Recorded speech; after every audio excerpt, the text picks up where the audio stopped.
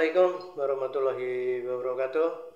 Jumpa lagi dengan saya Bagawan Kinayungan di kalangan informasi dan opini sekitar sosial budaya.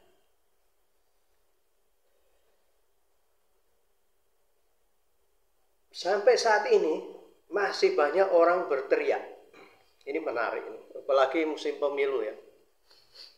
Orang-orang partai itu gemar sekali teriak itu, merdeka, merdeka. Selamat merdeka!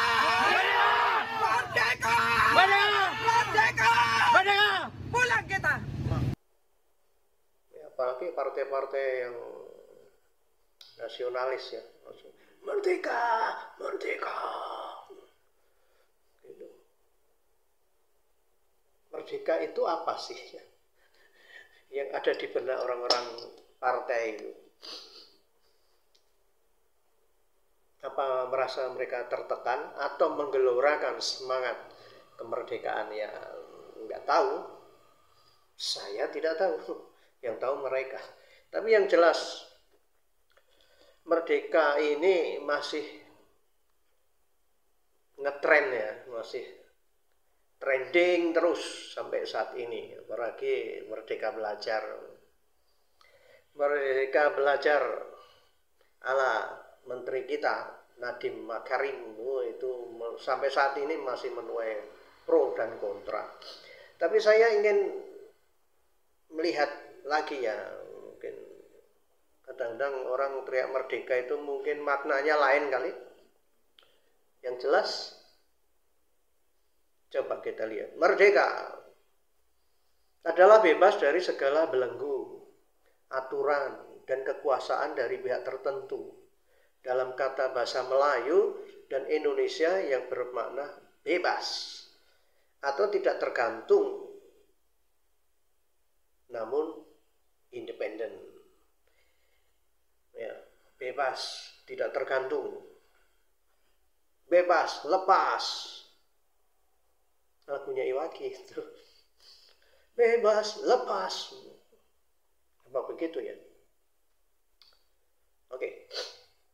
Sekarang kalau menurut Ki Hajar Dewantara sekarang, Bapak pendidikan kita,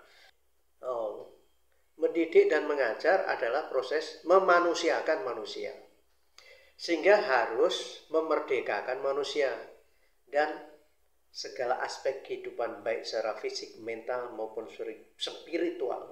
Lengkap banget ya menurut Ki Hajar Dewantara.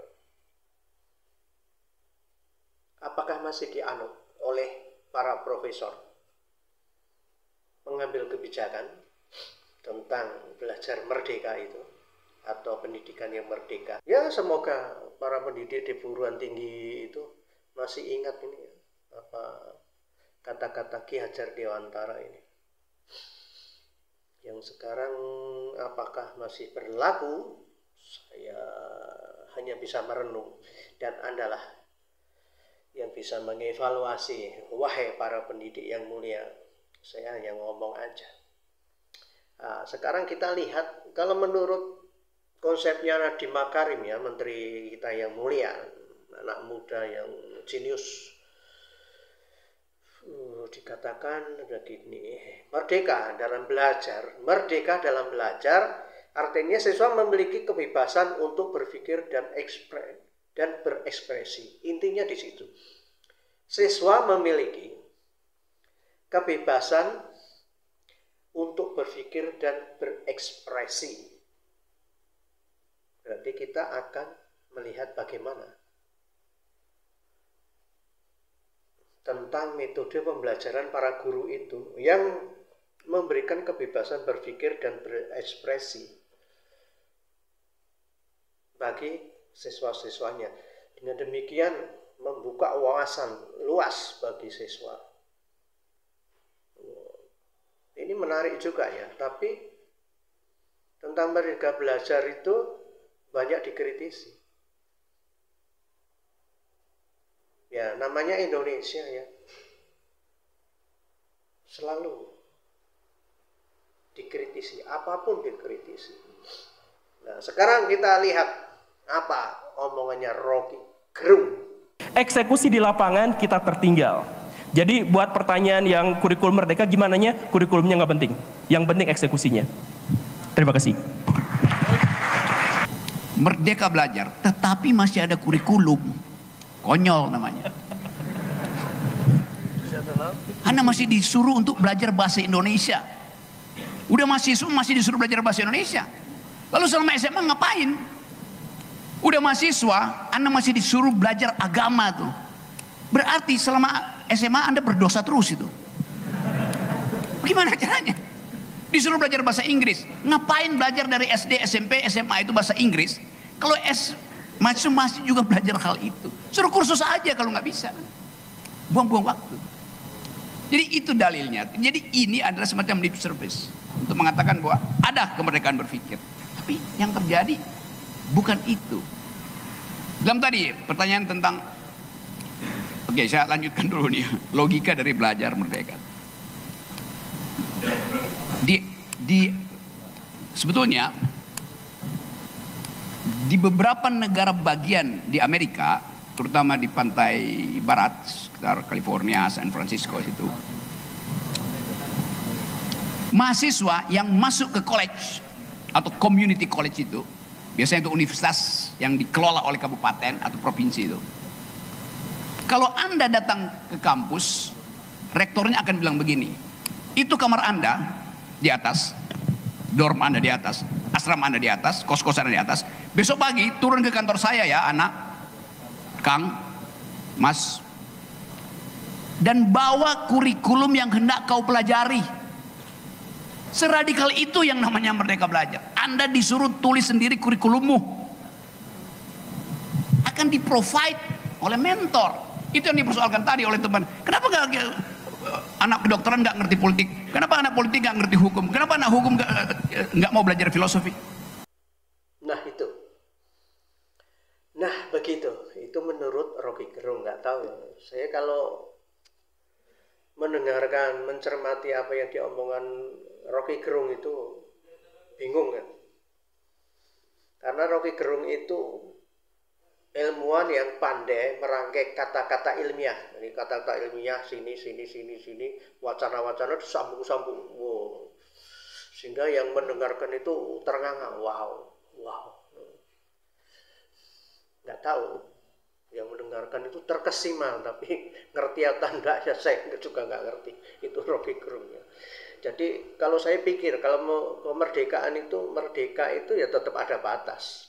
Selama orang hidup di dunia ada batas, ya kan? Itu di situ. Makanya batasannya itu hukum dan moral, etika. Itu kalau enggak ya jadi binatang, guys. Kebebasan mutlak itu hanya milik Allah. Enggak ada kebebasan mutlak. Jadi seperti yang dikatakan Rocky Gerung itu perlu Anda merenungkan. Saya di Amerika itu belajar juga di perguruan tinggi. Terus selain itu mengajar. Jadi baik di universitas maupun di college itu yang mengambil paket mahasiswa itu. Jadi ada pilihan SKS seperti di sini ada sekian unit, ya unit. Misalnya kalau mengambil MFA, Master of Fine Art atau Master of Art itu misalnya sampai 16 unit. 14 sampai 16 unit. Kemudian mahasiswa boleh memilih, tapi tidak boleh berkurang 12 unit. Semuanya disediakan ada kurikulumnya. Jadi kalau ada kata-kata kurikulum itu tidak penting, ya kita harus merenung. Kita merenung. Oke.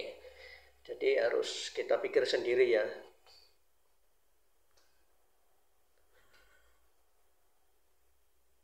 Oke.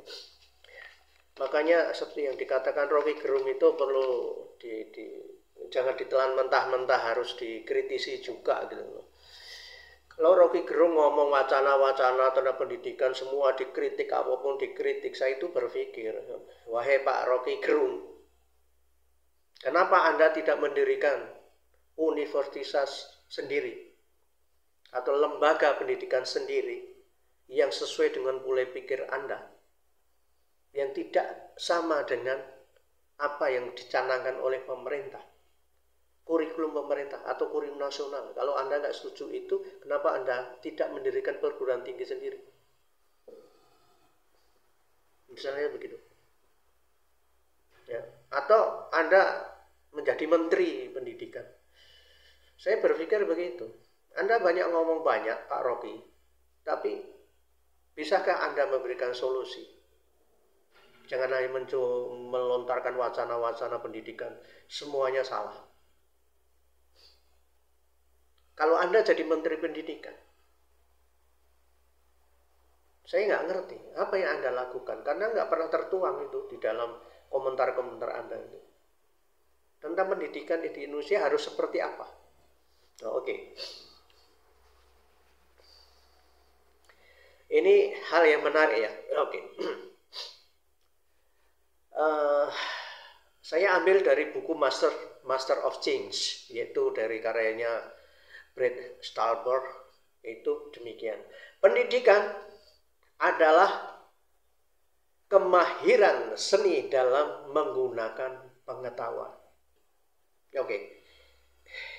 Semuanya saya tidak bicara benar salah. Ini semuanya fakta.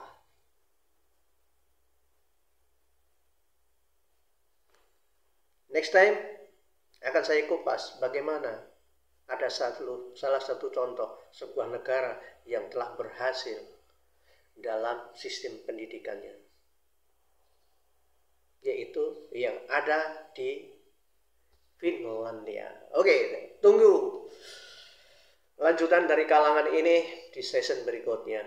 Oke, sobat kalangan, sampai jumpa di lain kesempatan. Saya Bagan Gandolnya mohon diri. Wassalam.